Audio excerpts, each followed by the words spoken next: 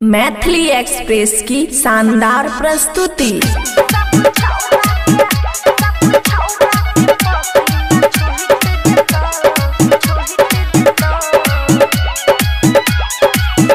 और माल छिए बंगाली हमर गोरे गोरे गाल, नाच नाच के डीजे पे क देबो हम धमाल। गर्मी चढ़ गल छौकी नहीं रे।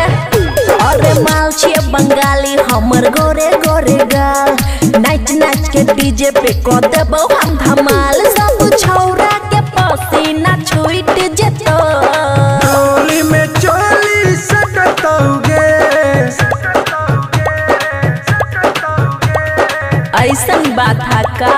टोली में चोली सकतौगे, दोनों फुलौना फूट जेतो।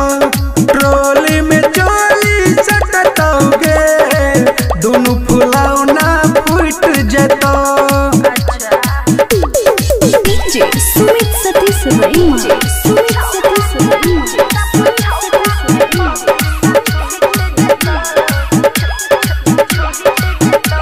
खुशी रिकॉर्डिंग स्टूडियो बलुआहा। छूतो सब तोर बदन गे, माजा मरल तो सब भर मन गे।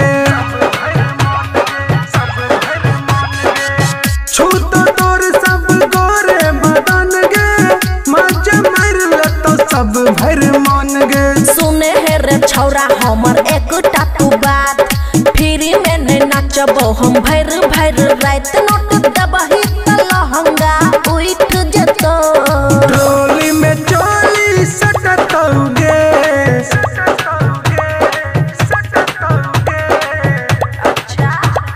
टोली में चोली सकतौगे जान, दोनों फुलौना फूट जेतो।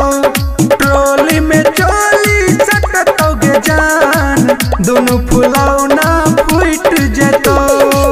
तो बच रही है ना। सुमित सतीश रईमा।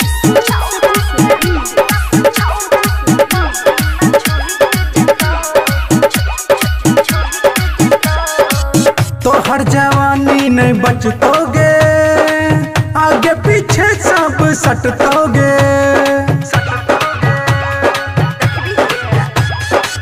तोहर जवानी नहीं बचतोगे, आगे पीछे सब सटतोगे।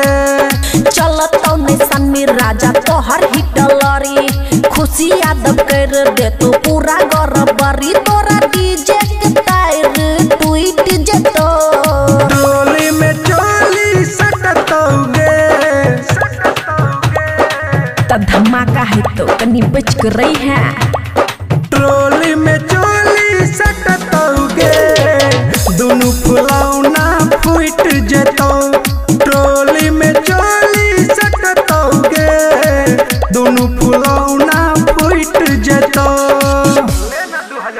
खुशी रिकॉर्डिंग स्टूडियो बलुआहा।